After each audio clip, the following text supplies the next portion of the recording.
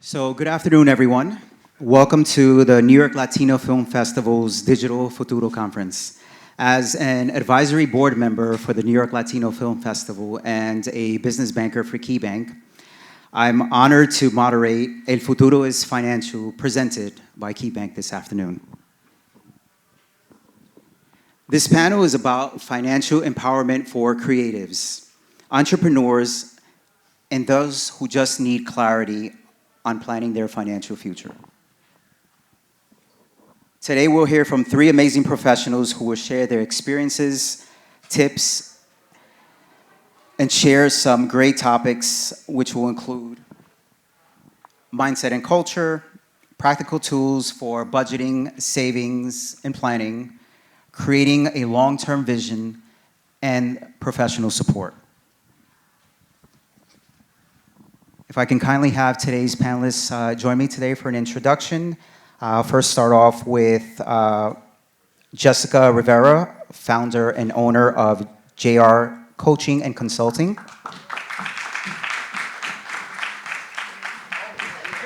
Appreciate it, thank you. Thank you. Joining next is my Keybank colleague, who's the program manager for Key for Entrepreneurs program, Juan Adorno.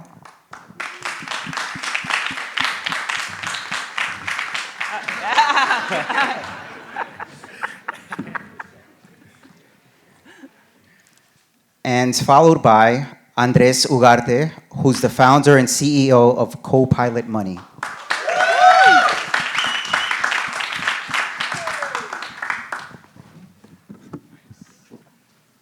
Hello, hello.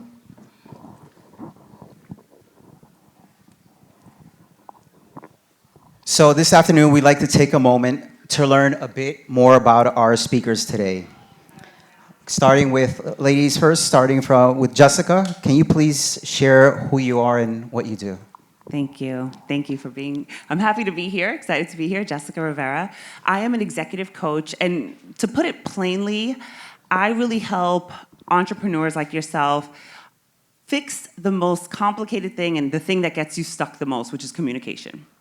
And so I really focus on communication, communicating with yourself, communicating about yourself, the way you communicate about yourself, the way you communicate to clients, and the way you communicate to your team.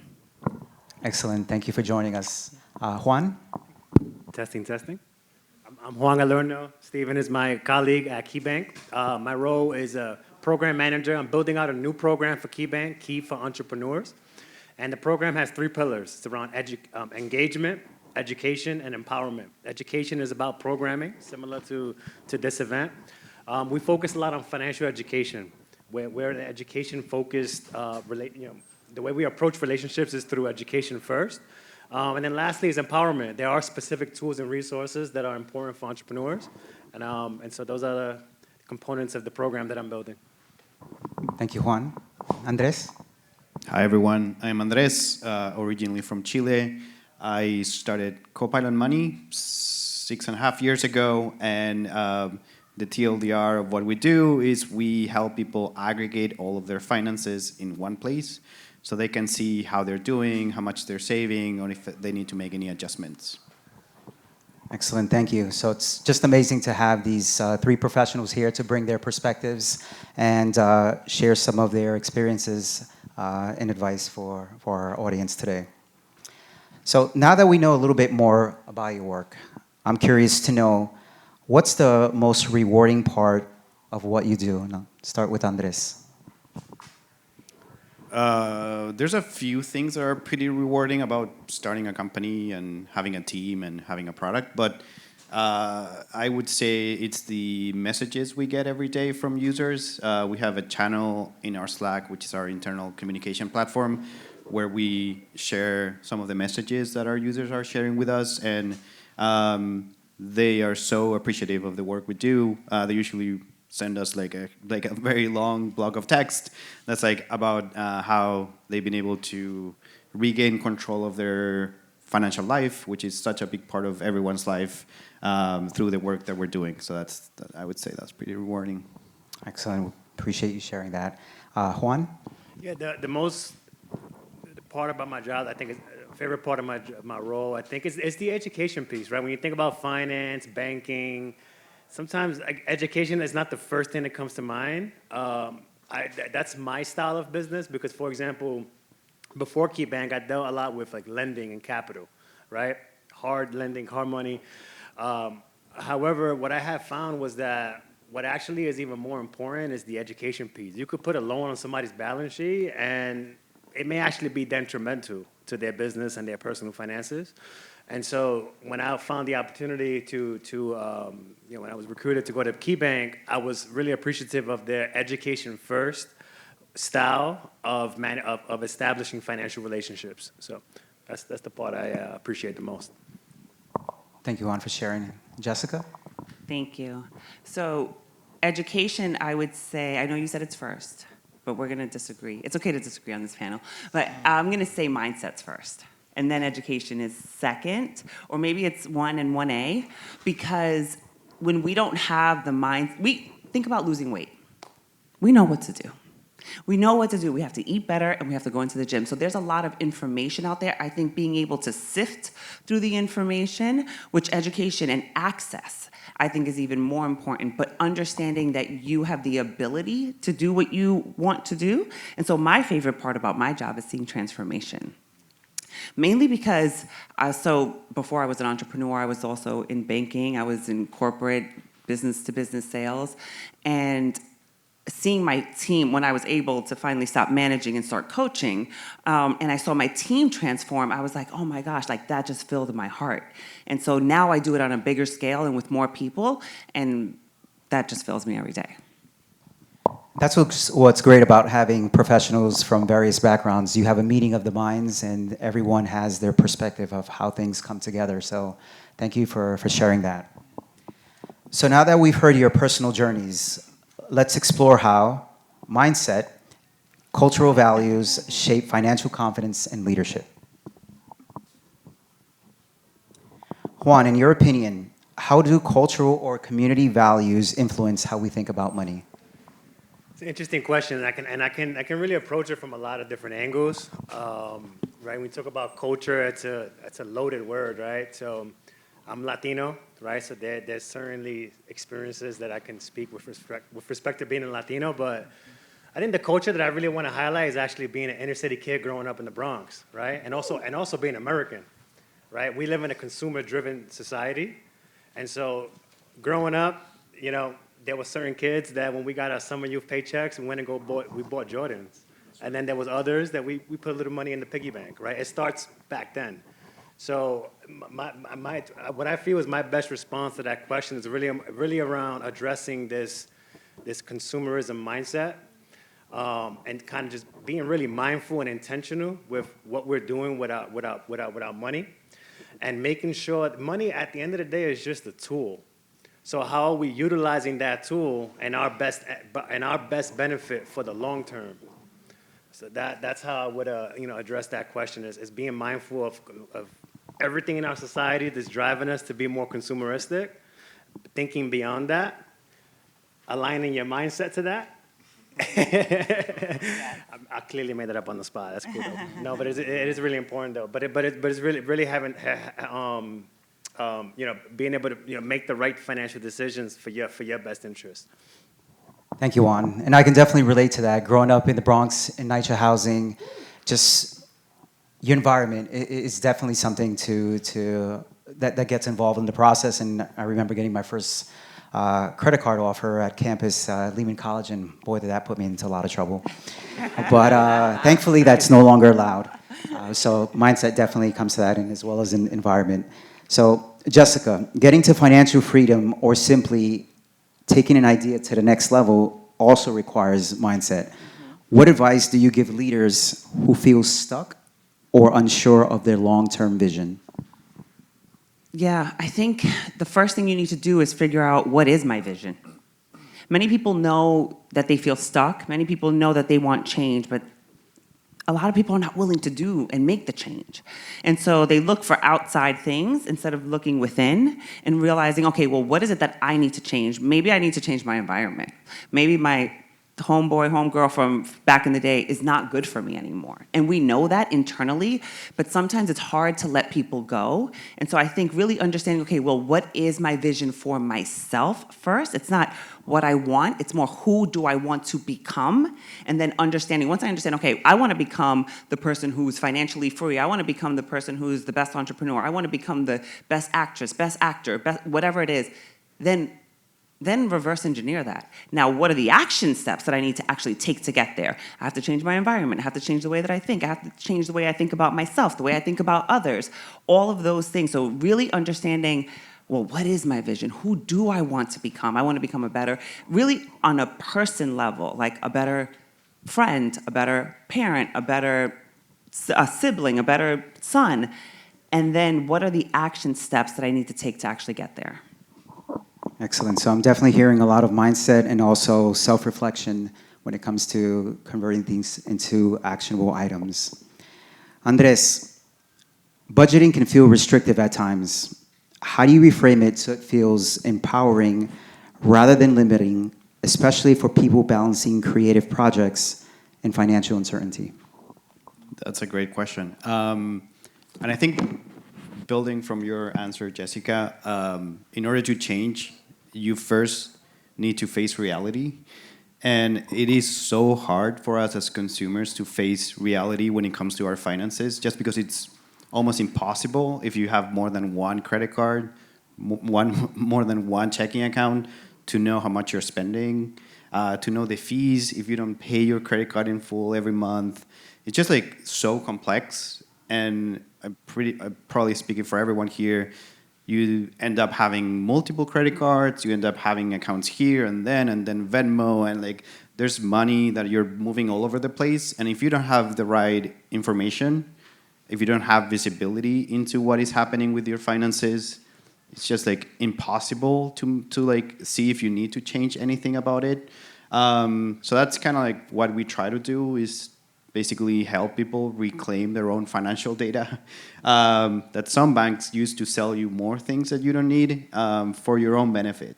Obviously not Keybank, other banks. We're talking about other banks that we're not going to name here. But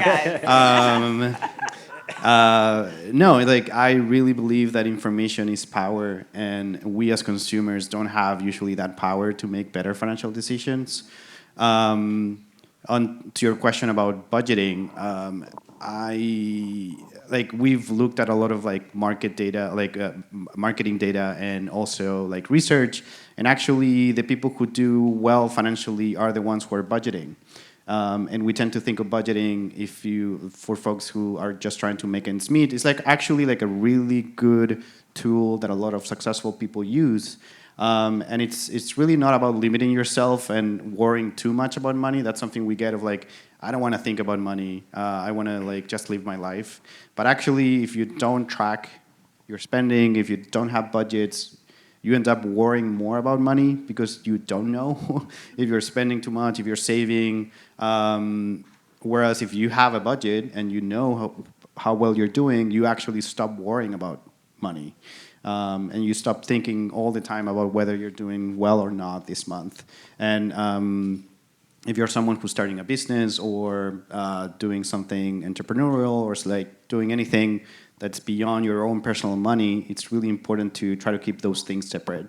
So we can go into that a little bit more, but yeah, all of that to say is like you need tools to help you regain control of your financial life, and that's what we try to do.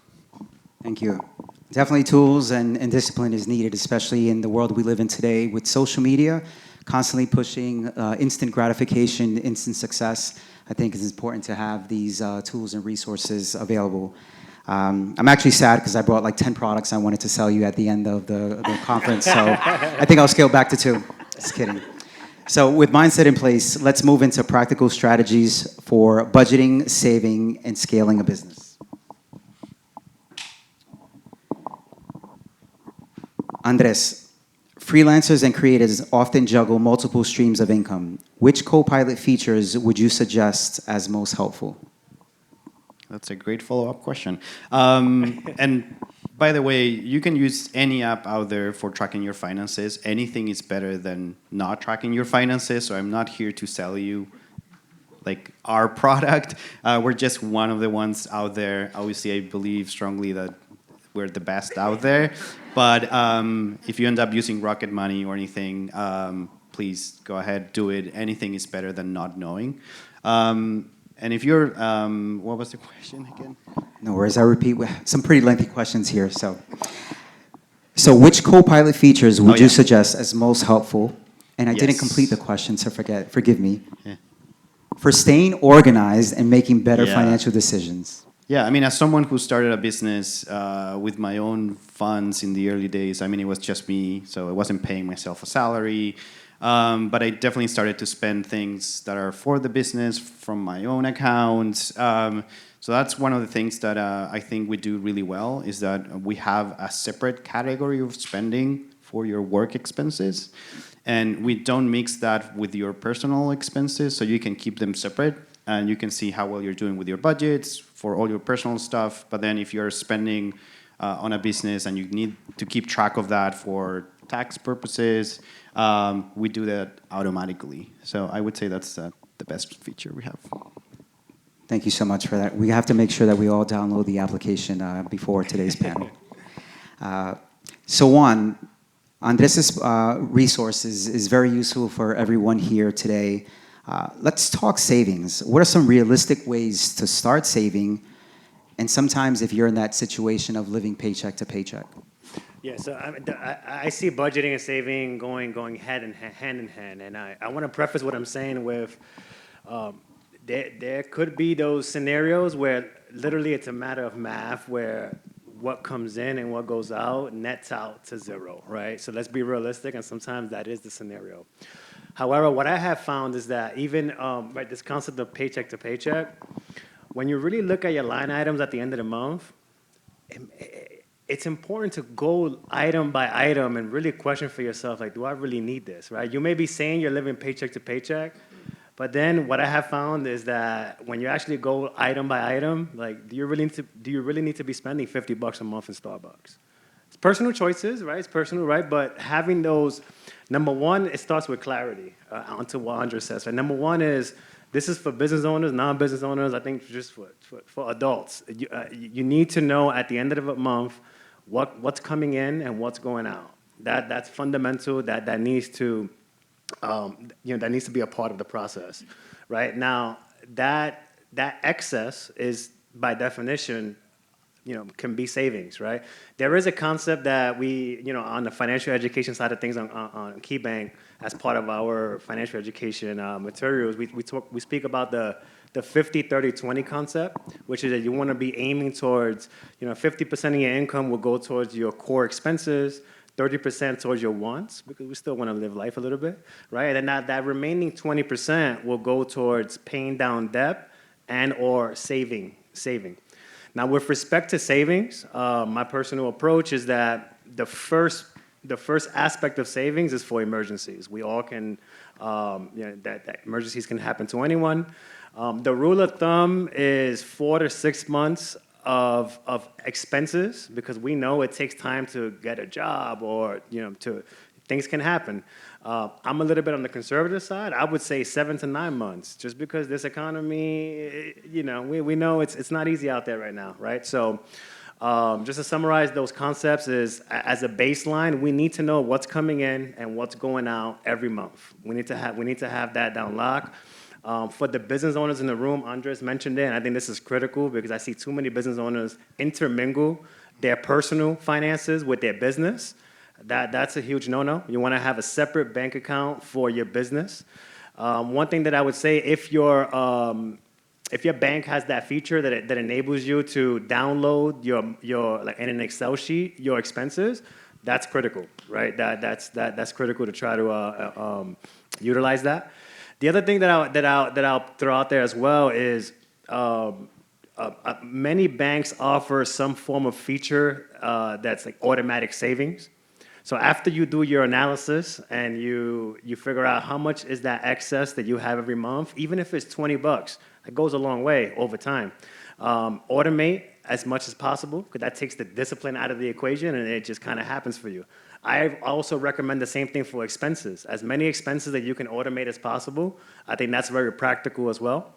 And then the last thing that I'll mention is sometimes they have a feature called Save Your Change, which is that you buy a cup of coffee for $1.89, that 11 cents gets automatically rolled into your savings. Next thing you know, you look at it at the end of the year, you have 30, 40, 50, $100 that you didn't even realize.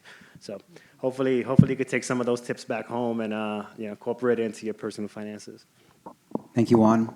So far, we have some plans and some tips on how to manage your finances. We have an app that's available to help streamline and make that better. So for the entrepreneurs out here, I want to turn it over to Jessica and just ask her, how do you help entrepreneurs identify and focus on the next big move for their business when they're feeling overwhelmed by too many options? Well, we spoke about vision earlier, and I want to just share my story a little bit, but first I have a question. Where do you get that coffee for $1.89? Because I'm in Starbucks, and it's like $8. No, I'm kidding. But let me tell you a little bit about my story. So I think I love communication so much because it changed my life. And I was a girl from Brooklyn who, I was a whole statistic. I'm probably, I'm still a whole statistic, right? I had a kid at 19. I never finished college, all those things. And so I ended up in corporate because I wanted money. I wanted money, right? I wanted money. So I ended up in sales, which, terrible communicator. I never thought I would be in sales. I never thought I would be up here speaking to anybody because I was deathly afraid. But when I was in sales and I was doing really well, I was in charge of a $4 billion organization, and I ran a team remotely of mainly men. I was a male-dominated industry. My boss had a mid-year review with me, and he said, Jessica, you're doing so well. And he was very picky, so for him to even say this was he's like, you're doing really well, your team's doing really well, and you're at the top of the pay band, right? So corporate has a pay band. You can only make between X and X. And he's like, we're going to have to get you a promotion next. So I was like, yeah, let's do it. And the next promotion that came up, which was less than 30 days later, was given to someone else, which wasn't normal in my in my department. Typically, they would even if they knew who they were going to give it to, they would still interview. So I said, okay, I had already done a lot of mindset work. I had already done a lot of work on myself. And I said, this is a sign that there's something else, that there's something else for me. But what I will say, and being in corporate was a whole other, we could be here forever, so I'm not gonna go there, but there was so much to learn. And so we're talking about budgeting, we're talking about all of those things, but I think it's really important for you to understand what is the vision I have for myself and what is it that I want to do? And where can I take all the skills that I learned? Like I said, I was a whole statistic. I didn't believe I could be there. I didn't believe I could make as much money as I did. So how do I take all that skills and do something else with it? So really understanding, getting that clarity, you spoke about clarity, getting that clarity to understand what is it that I want from me? And then we can make that decision on where do I want to go. Thank you so much. And I'll say this, it evolves over time and it'll change over time, right? You don't have to be stuck to that one thing, and understanding, allowing yourself to pivot and change, but not too much. You still have to try it first and then see if it's working or not. Thank you. That's what I call passion. Passionate panel. Thank you so much. So now let's take a look ahead to long-term planning and how financial tools can support future stability. Let's focus a little bit on the dreaded R word, which is retirement. Juan, retirement feels far away for many in their 20s. That feels like a long time away from me. Why is it important to start thinking about it now? And what are some beginner-friendly ways to get started? Yeah, so there's definitely one concept that's at the heart of that question for me, and I think it was Albert Einstein who said that compound interest is the eighth wonder of the world. It boils down to that concept. Honestly, if there's one concept you take away from my response, is that one. But just to dive into it a little bit more, with respect to, I guess I'm a little biased in my journey because after undergrad at Baruch College, I worked at an investment management firm, and we worked a lot with retirement funds. So maybe if I didn't go down that path, that concept of starting early probably would not have been as apparent. But if I'm being really transparent, like, I didn't learn that from my family. I didn't learn that from my friend. I didn't even learn that in school, to be honest. I learned it because I so happened to go down a career path. But then as I started seeing it in practice, and I started seeing what wealthy people do, I started realizing that's the game plan. The thing is, time in the market is so much more important than timing the market. I mean, some people may be able to time the market. They pick a stock and they're able to hit it big. But for the 99% of us, it's the marathon that we're trying to run. So whether that's $20, $50 a month, if you can, to contribute towards your retirement, that will multiply over time. And for those who are who are employed, 401k or some form of retirement plan is pretty much one of the only free lunches that are available. So definitely maximize that to maximize the contributions to your retirement plans. So compound interest, saving as early as you can, and making it a point to max out your 401k. Juan, can I ask a follow-up question for anybody who may not know or may be thinking this? What's the how behind that? Meaning, like, let's say I don't work at a company or I'm an entrepreneur. What would your suggestion be to start with the compound interest? Yeah. So a couple of ways to respond to it. There are outside of employer plans, right? You could approach your bank or some other like Fidelity, Charles Schwab type of Keybank. No, I'm not here. For retirement plans, so you don't have to be employed to start your own retirement plans. You have Roth and all that. I'm not going to get into all the nuances and details, but here's one thing I'll throw out there though when it comes to that is, and this is sort of like the cheat sheet version of it is really aligning yourself with experts and individuals who are education first. And say we all have something to sell, so that's a reality. But someone who's transparent about what they're selling and whose mindset and education first about it. Shameless plug for my buddy Steven Villarán here, who's a trusted financial professional. But the point I'm trying to make is align yourself with individuals who are experts in that field, and that's one way to be able to gain the expertise that you need. I also throw out there Investopedia.com. It's a random website, but it's Investopedia.com. Basic terms about finance. And pardon if I'm saying jargon here. I've been doing this for almost 20 years now at this point, so I'm happy to speak with anyone one-on-one. But to answer your question directly, there are retirement plans outside of employers as well that you may be able to utilize. But the other way also is just align yourself with experts in different fields to be able to get put on to the knowledge and skills that you need. Thank you. And I know it's important for us to have this information just because some of us may have the experience of we need to plan, but where do we start? I think it's important just to start because I feel that sometimes we may be in a situation that we're stuck in that scenario that we're helping our parents, we're helping ourselves, we're trying to help our family, and it just becomes a bit overwhelming. So I think having that idea of having your plan and maybe some steps to get to the next level is very important. So that brings me to Andres. Long-term planning often feels far away. What are some small, approachable steps anyone can take now to set themselves up for the future? Well, I think you just answered that. I don't know if I had anything to add to that. That was the perfect You did a really answer. good job, Juan. You need to start early. It compounds over time. Even if it's a little bit of money, put in an investment account, hopefully a 401k. And it's if you're putting money aside for like a future goal, it's good to track that goal. That's one of the things we have in the app. It's like you can tell us, like, hey, I'm saving for a house, I'm saving for a car.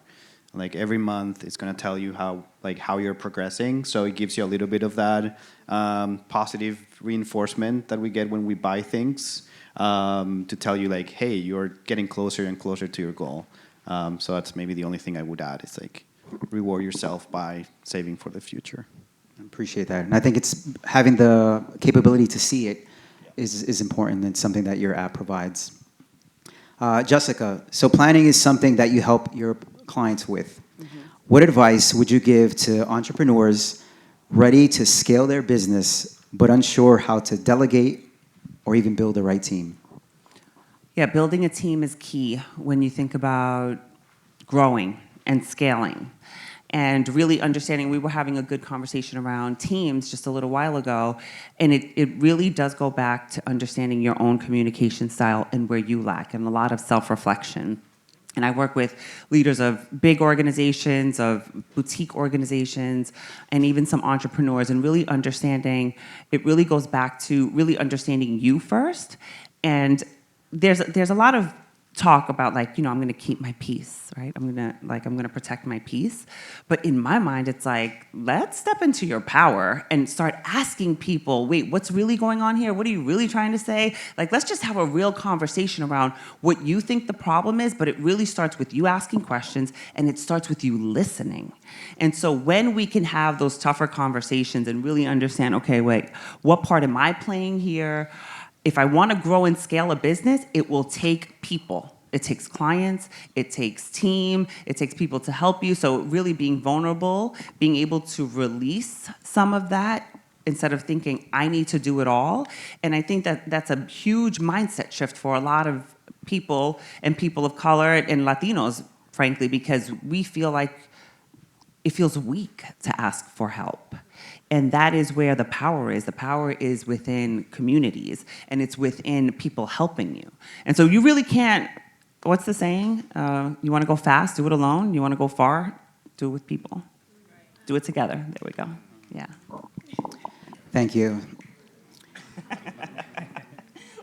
So to close, let's highlight how each of you is supporting entrepreneurs and communities through your work.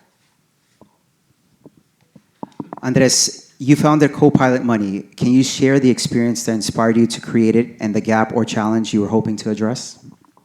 Sure. So before starting Copilot, I was a software engineer at Google. I had a pretty good career there, but I definitely noticed that there was a ceiling for me, for mostly because I was Latino. And the reason why I say that is because I had the luck of working alongside another Latino, Miguel from Colombia. We don't look alike at all, but my teammates would always call me Miguel. And so like they always looked at us or like, oh, the Latinos. And even my manager couldn't distinguish between the two of us, which was crazy. So I was like, okay, I need to like, obviously Google is a great place to work, but I noticed that I wasn't going to get far, like, to be able to progress in my career the way I wanted to. So I was like, F it, I'm going to start my own thing. So I saved some money, finally had my green card, so I was ready to start my own business. And yeah, I had been looking for something like Copilot for the longest time. There's a lot of apps out there. I tried them all. And I just didn't like the fact that they're all selling me things. A lot of credit card offers. And again, when you're trying to get a hold of your finances, you don't want to be pitching credit cards because then you're getting people in trouble. So I was like, okay, there has to be a better way here. And part of that was starting a business that actually has a subscription model, which is not for everyone, but if you're someone who's like values their information, their privacy, and they want an app that just focuses on them and not on selling them things, we realized that if we charge a subscription for using the app, we can just focus on the app and not on selling things to people. So yeah, that's how we started. We launched as a team of 2 people in January of 2020, and now we're 34. Wow. Thank you.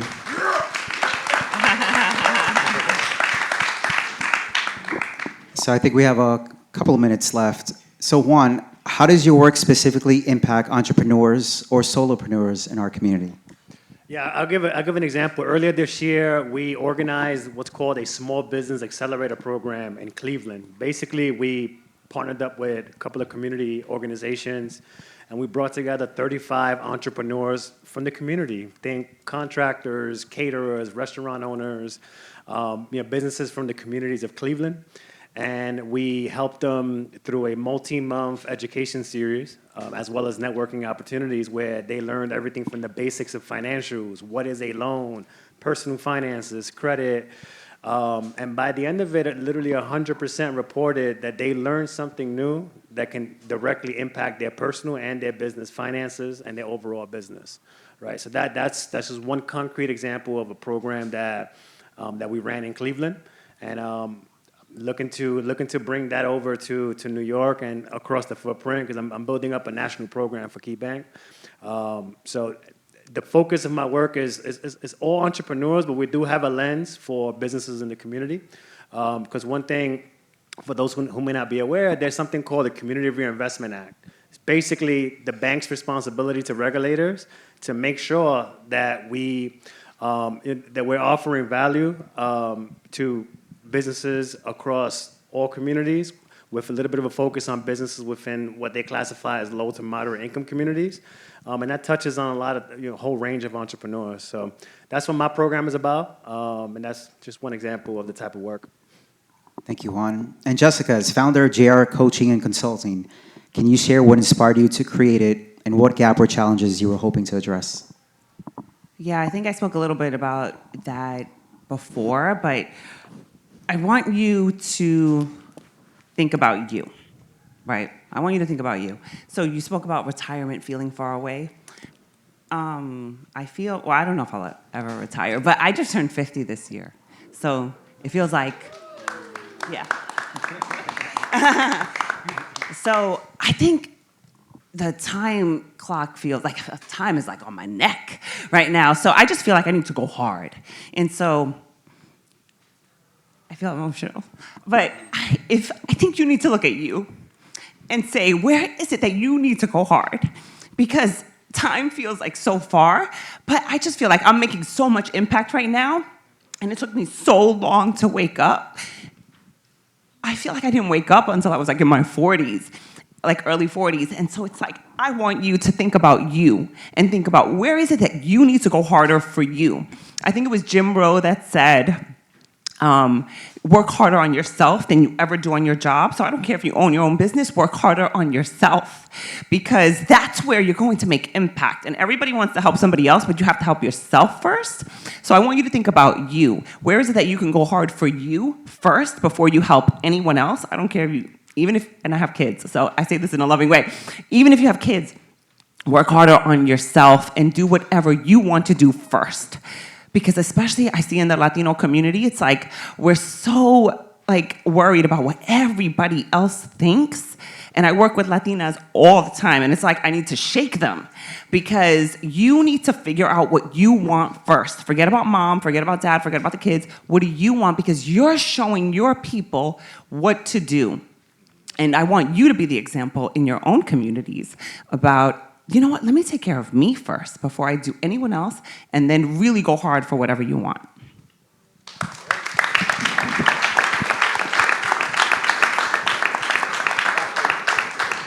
Embarrassing. Thank you, Jessica. And it just shows the passion that everyone here brings to be able to share some vulnerabilities, some moments of knowledge, and being able to share this with everyone. So thank you for that. So we wanted to thank you for joining today's conversation. Thanks to Jessica, Juan, and Andres for your insights and stories. Financial literacy is about mindset, access, and building a future. Your journey matters. El futuro is financial. Hope everyone enjoys the rest of the conference, and we'll be available to chat with anyone who has any questions that we didn't cover today. Thank you. Thank you.